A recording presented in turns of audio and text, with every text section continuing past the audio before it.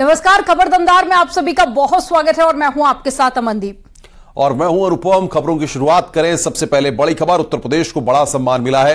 राष्ट्रीय स्वास्थ्य मिशन ने उत्तर प्रदेश को सिल्वर अवार्ड से नवाजा है। ई गवर्नेंस के तहत राष्ट्रीय पुरस्कार 2023 में उत्तर प्रदेश को यह सम्मान मिला है।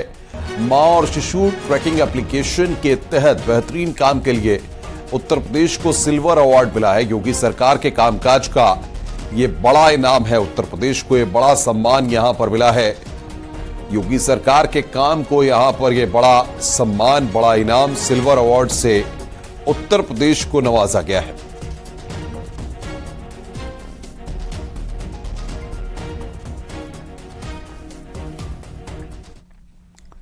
स्वतंत्रता दिवस पर योगी सरकार घर घर नल से जल का तोहफा देगी और यूपी के ग्रामीण परिवारों के लिए 77वां गणतंत्रता दिवस यादगार बनेगा। जल जीवन मिशन की हर घर जल योजना से 1.5 करोड़ ग्रामीण परिवारों तक जलापूर्ति शुरू हो जाएगी और आजादी के अमृत महोत्सव साल में आधे से अधिक ग्रामीण परिवारों को स्वच्छ पेयजल मिलने का सपना भी पूरा होगा। 4 साल में योगी सरकार ने यूपी के 56.83% ग्रामीण परिवारों तक जल पहुंचाया है।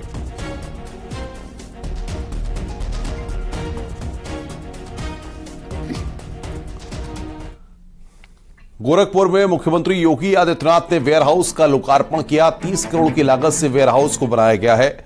सीएम योगी ने कहा कि पूर्वी उत्तर प्रदेश का यह पहला वेयरहाउस है। मुख्यमंत्री ने कहा कि बाजार से जुड़ेंगे तो फायदा जरूर मिलेगा। सीएम ने कहा कि समय के साथ टेक्नोलॉजी को अपनाना जरूरी है। इस दौरान सीएम योगी ने कहा कि उत्तर प्रदेश में तेजी से विकास हो रहा है। उत्तर प्रदेश के हर जिले में निवेश के प्रस्ताव मिले हैं।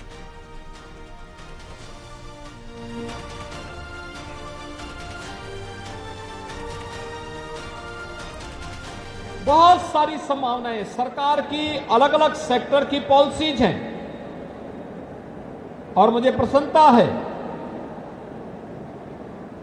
कि फरवरी 2023 में राज्य सरकार ने अपना ग्लोबल इन्वेस्टर समिट जो आयोजित किया था, इस ग्लोबल इन्वेस्टर समिट के दौरान राज्य सरकार ने उस समय हर जनपद में भी इन्वेस्टर समिट के आयोजन किए थे, उसके रोड शोज किए थे, उसके एमओयू संपन्न हुए थे।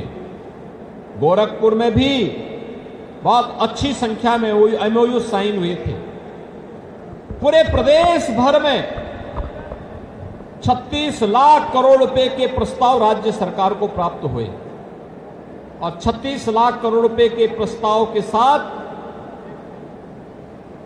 प्रदेश के 75 जनपद में कोई जनपद ऐसा नहीं था जिसमें निवेश के प्रस्ताव न प्राप्त हुए हों। हर घर तिरंगा अभियान का शुभारंभ मुख्यमंत्री योगी आदित्यनाथ ने गोरखपुर से किया। गोरक्षनाथ मंदिर में सीएम योगी ने अभियान की शुरुआत की। मुख्यमंत्री योगी आदित्यनाथ ने तिरंगा फहराया। इस दौरान सीएम योगी आदित्यनाथ ने सेल्फी भी ली। हर घर तिरंगा अभियान को लेकर लोगों में खासा उत्साह देखने को मिल रहा है। आज यानी कि 13 अगस्त से ये अभियान की शुरुआत हो गई है और 15 अगस्त 2023 तक ये जारी रहेगी और हर घर तिरंगा अभियान को मिनिस्ट्री ऑफ कल्चर की तरह आजादी का अमृत महोत्सव के तौर पर साल 2022 में लॉन्च किया गया था और इस अभियान से देशवासी लगातार जुड़ रहे हैं। देश आजादी के रंग में अभी से रंगा हुआ नजर आ रहा है।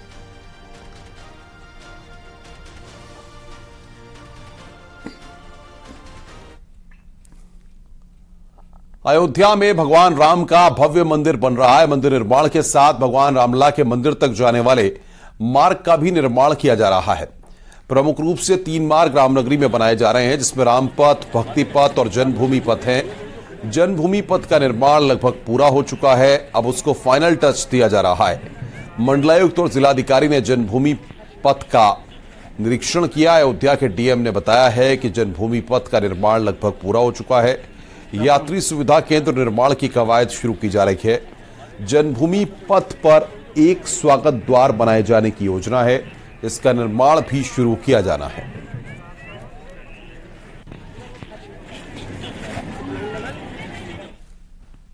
नहीं, आरबी पथ का निर्माण करना लगभग पूरा हो चुका है, लेकिन इसमें पीएफसी का निर्माण है और टेक्सटाइल स्ट्रेंथ वगैरह लगेंगे। इसमें जो चेकिंग और फ्रिस्किंग के लिए जो श्रद्धालु हैं उसके लिए फैसिलिटी डेवलप हो रहा है और फिर हम लोग फिर यहाँ पे द्वार बनाएंगे।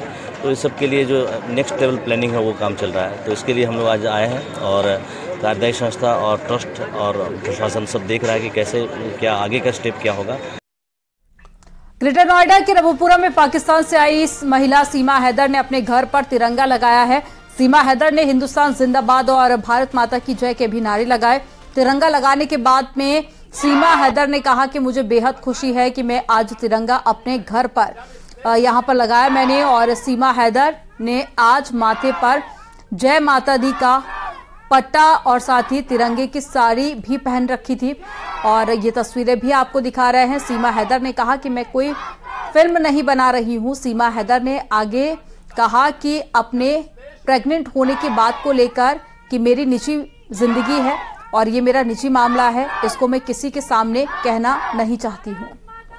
भारत माता की जय, वंदे मातरम, वंदे मातरम के साथ हजारों लोगों को जब नागरिकता मिली है, जब इस देश में। आगे बढ़ते हैं। आगरा के शमशाबाद क्षेत्र निवासी अभय चौहान ने गोल्ड मेडल जीता है। कनाडा में आयोजित world police and fire games 2023 प्रतियोगिता में गोल्ड मेडल जीतकर देश का नाम रोशन किया है।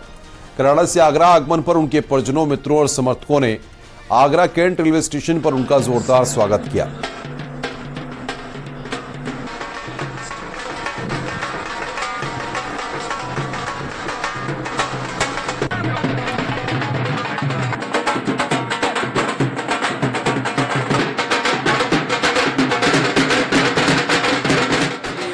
एंड फायर गेम्स जो कनाडा में विनिपेग शहर में हुए थे, मैं जिसमें बॉक्सिंग की तरफ से गया था इंडियन टीम से 92 वेट केजी कैटेगरी में, जिसमें मेरा गोल्ड आया है। किस तरीके का मुकाबला रहा वहाँ पर आपका? मुकाबला काफ़ी संघर्षशील रहा क्योंकि वहाँ काफ़ी एक्सपीरियंसफुल प्लेयर थे, नए थे, हर मिक्सर था।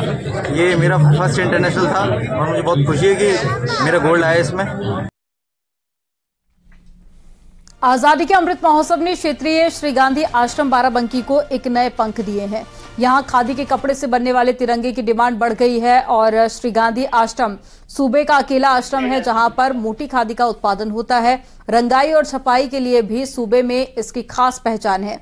आजादी के अमृत महोत्सव के उपलक्ष्य में 15 अगस्त तक आयोजित होने वाले अमृत महोत्सव अभियान ने इस केंद्र को नई संजीवनी दे दी है। दरअसल रंगाई और छपाई के मामले में उत्तर प्रदेश उत्तर भारत में अव्वल होने के चलते यहां तैयार होने वाला तिरंगा उच्च गुणवत्ता वाला होता है। यही वजह है कि आजादी के अमृत महोत्सव के चलते यूपी के अलावा देश के कई राज्यों में तकरीबन 30,000 झंडे लेने की डिमांड आई है।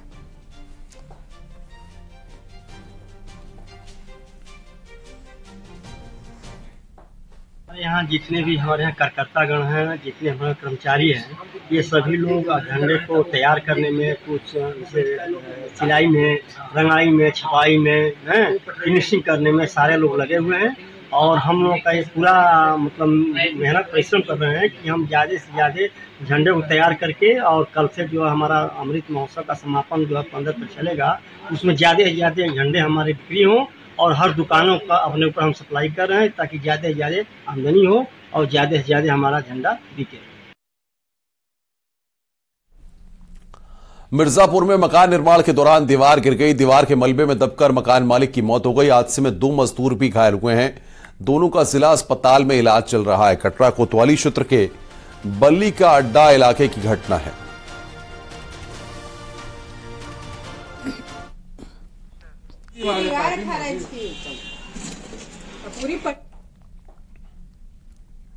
यूपी के सीतापुर में स्कूली बच्चों के लिए रविवार का दिन खासा उत्साह भरा रहा क्योंकि आज उन्हें रोज की तरह मिड डे मील योजना के तहत में मिलने वाला भोजन न मिलकर खीर, बूंदी के लड्डू और साथ ही स्पेशल व्यंजन दिए गए।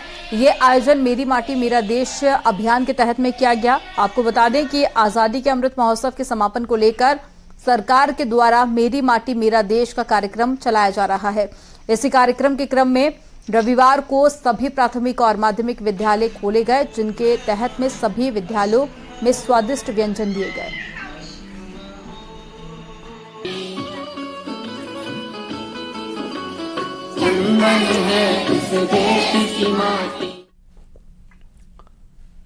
महोबा में सैकड़ों बीएड अभ्यर्थियों ने बीजेपी कार्यालय में जोरदार प्रदर्शन किया। बीजेपी कार्यालय में मौजूद बीजेपी सांसद पुष्पेंद्र सिंह चंदेल का घेराव कर अभ्यर्थियों ने केंद्र सरकार से अध्यादेश लाने की मांग की।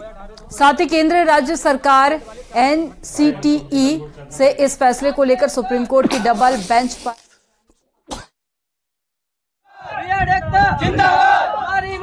हमारी सिर्फ यही मांग है 2018 से लेकर 2023 तक के जितने भी बच्चे हैं उन सबको इसमें शामिल किया जाए। वो किसी भी नई उसमें विज्ञप्ति में बाहर नहीं किया जाए और उसके लिए अगर कोई है ना नए नियम नॉर्म्स और जो एनसीटी लाती है उसको हम मानने को तैयार हैं।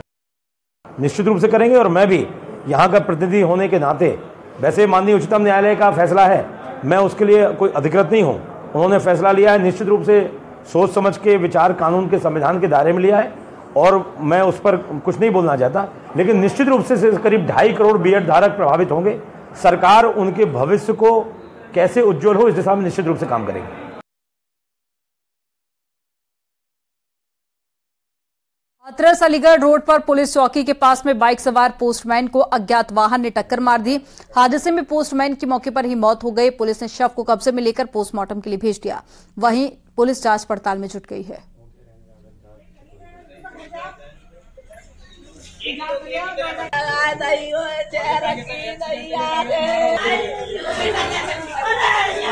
जल्दी आओ।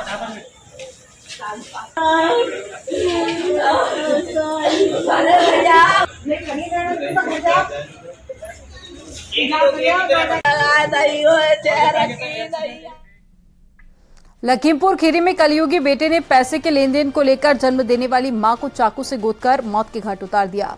भुजिया गांव में मयंक नाम के युवक ने अपनी मां की पैसे के लेन देन के विवाद को लेकर चाकू से गोदकर हत्या कर दी है। कलयुगी बेटा मां की हत्या करने के बाद में मौके से फरार हो गया। तब गांव वालों ने इसकी सूचना पुलिस को दी। पुलिस ने मौके पर पहुंचकर जंगल में छुपे हुए आरोपी बेटे को गिरफ्तार कर लिया। मृतक के शव को पोस्टमार्टम के लिए भेजा गया। हमारा नाम नरेंद्र कुमार, भुजिया में रहता है। अच्छा, क्या घटना हुई है आपके यहाँ? घटना हुई, हम काम करते हैं, हमको पता नहीं था क्या हुआ क्या नहीं हुआ। जो हमारे पास सूचना है घर पर आया तो देखा ये मृत पड़ी थी। अच्छा, ये आपके रिश्ते में कौन लगते हैं? पता नहीं। भुजिया में ये चौकी संसारपुर मैलानी में आता है, वहाँ एक पुत्र द्वारा अपनी मां की धारदार हथियार से हत्या कर दी है। इस सूचना पर तत्काल थाना प्रभारी मैलानी मौके पहुंचे। फील्ड यूनिट और फॉरेंसिक टीम भी पहुंच करके साक्ष्य संकलित किया। आरोपी पुत्र को हिरासत में लेकर के पूछताछ की जा रही है। थाना मैलानी पर लिख दिया गया है, मैलानी कार्रवाई की जा रही है। मौके पर शांति व्यवस्था है। संभल में गंगा फिर से उफान पर है। गंगा का जलस्तर लगातार बढ़ रहा है और बबराला घाट पर गंगा खतरे के निशान से करीब 2 फीट ऊपर बह रही है।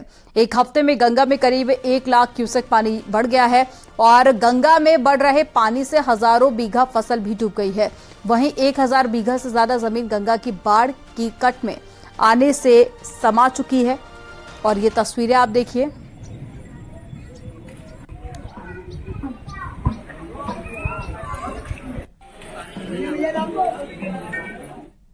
उमेशपाल हत्याकांड में फरार चल रहा इनामी शूटर मोहम्मद साबिर भी अब भगोड़ा घोषित कर दिया गया है। अतीक अहमद की बीवी शाइस्ता परवीन और बम्बास गुड्डू मुस्लिम पहले ही भगोड़ा घोषित कर दिए गए हैं। उमेशपाल हत्याकांड में फरार शूटर्स में मरियाडी का साबिर भी शामिल है। सीसीटीवी फुटेज में साबिर नजर आया था। साबिर ने राइफल से गाड़ी में बैठे सिपाही की गोली मारकर हत्या कर दी थी। कई राउंड गोलियां चलाने के बाद में वह भाग निकला था। कुछ दिनों तक साबिर प्रयागराज कौशाम्बी बॉर्डर पर रहा, फिर उसके बाद में प्रतापगढ़ में छिपा रहा। इसके बाद में उसका पता नहीं चला।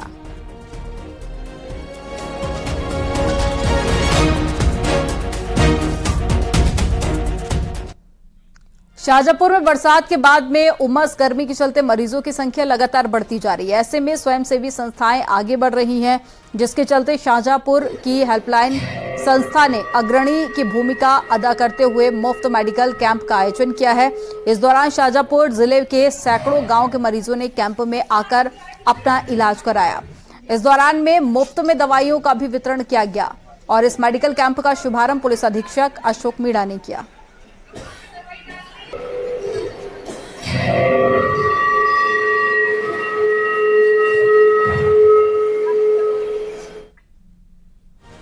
फिरोजाबाद के थाना रसूलपुर के समक्ष स्थित वीर दुर्गादास राठौड़ जी की भव्य प्रतिमा पर माल्यार्पण किया गया। उनकी 385वीं जन्म जयंती महोत्सव को मनाया गया और जयंती के बाद में सभी पदाधिकारियों ने लक्ष्मी फाउंडेशन ब्लड बैंक में रक्तदान किया। कुल 28 लोगों ने रक्तदान किया।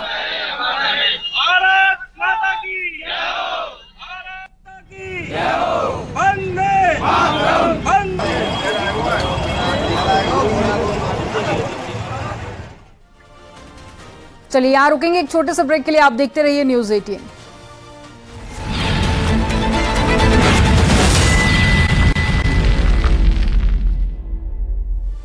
ब्रेक के बाद एक बार फिर से आपका स्वागत है। चलिए खबरों में आगे बढ़ेंगे। शाहजहांपुर की पुलिस ने 1 करोड़ की अफीम के साथ में 3 शातिर तस्करों को गिरफ्तार कर लिया।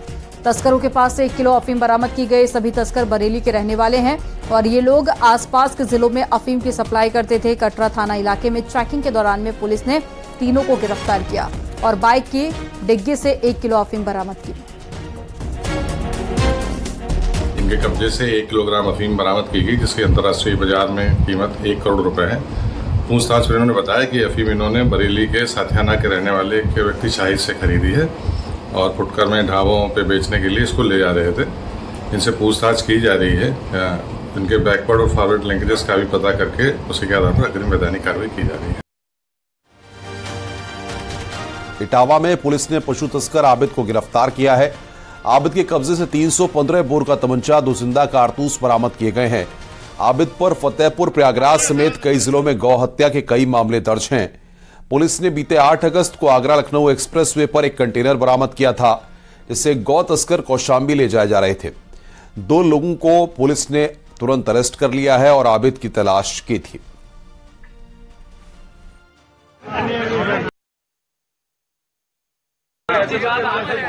और का एक तमंचा भी बरामद किया गया। इस पर 3/25 आर्म सेट का अभियोग दर्ज किया गया है। तदनुसार 3 लोग इसमें अब तक पकड़े गए। पहले दिलसाद और सैफ पकड़े गए थे। अब इसमें आबिद नाम का व्यक्ति को कोकराझ कौशांबी का पकड़ा गया है और इसमें 34 जो पशु बरामद किए गए थे गोवध अधिनियम के तहत इसमें अभियोग दर्ज किया गया था। अमृत उद्यान को लेकर एक अच्छी खबर है। आम जनता के लिए 16 अगस्त से अमृत उद्यान खोला जाएगा। इसमें 33 औषधियां प्लांट हैं और इस प्लांट के बारे में लोगों को बताया जाएगा और आम जनता के लिए पहली बार ऐसा हो रहा है कि अमृत उद्यान को मानसून में खोला गया है। इस बार का लक्ष्य साफ है कि छोटे बच्चे और साथ ही बड़ों को राष्ट्रपति भवन से भी कनेक्ट किया जाए। उद्यान उत्सव का उद्घाटन भी किया गया था। 14 अगस्त को राष्ट्रपति द्रौपदी मुर्मू द्वारा किया जाना है दोबारा से, क्योंकि इसका जो नाम है वो बदला गया है। इसके बाद में 16 अगस्त से आम जनता के लिए इसे खोला जाएगा। अमृत उद्यान को पहले मुगल गार्डन के नाम से जाना जाता था।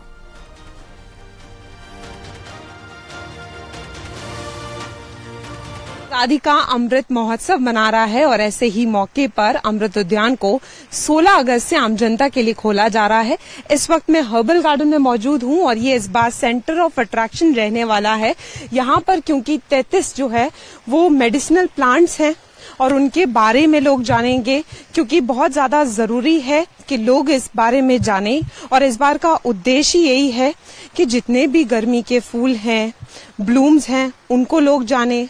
जो भी मेडिसिन्स हैं, तमाम यहाँ पर जो गार्डन्स हैं वो सेंटर ऑफ अट्रैक्शन रहने वाले हैं।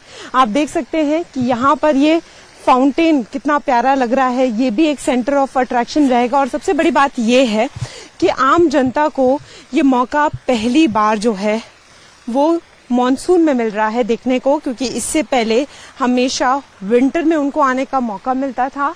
और जितने भी स्टूडेंट्स हैं, टीचर्स हैं, वो 5 सितंबर को यहाँ पर आ सकते हैं, बिल्कुल फ्री होगा।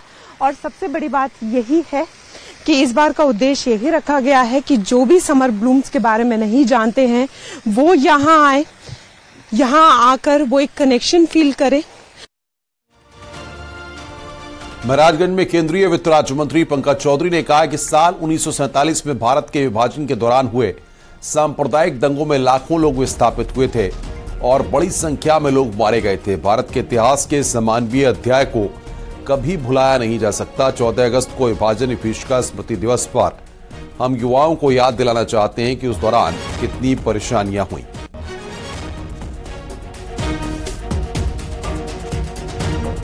देश का बंटवारा हुआ था।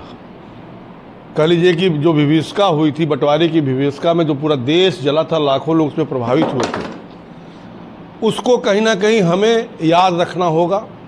अपने भविष्य के पीढ़ी के आने वाले नौजवानों को भी उस दंश को याद दिलाना होगा कि दोबारा ऐसा दंश हमारे देश में ना आने पाए। और उसके नाते 14 अगस्त को विभीषिका, बंटवारा विभीषिका के रूप में हम लोग मनाते हैं, ताकि हमारे आने वाली पीढ़ी जो इस देश में दर्द लोगों ने झेला है वो दोबारा ना झेलने पाए। 47 के उस विभीषिका में लाखों परिवार विस्थापित हुए, हजारों की संख्या में लोगों का धर्म परिवर्तित किया गया। 2 करोड़ से ज़्यादा लोग कहीं ना कहीं पाकिस्तान और बांग्लादेश से भाग करके भारत में शरणार्थी के रूप में यहाँ पर उपस्थित हुए। और आज उन सब चीज़ों से निकल करके भारत कहीं ना कहीं आज दुनिया की सबसे 5वीं बड़ी अर्थव्यवस्था के रूप में बढ़ी है। लेकिन ये दर्द अभी भी हमारे दिल में है और प्रधानमंत्री जी का यही है कि हमारे नौजवानों के बीच में जाना चाहिए कि जो हमने ये दंश झेला है वो दंश भविष्य में ना झेलना पड़े, उसके लिए हम सबको याद करना चाहिए। उसी के तहत आज कार्यक्रम किया जा रहा है।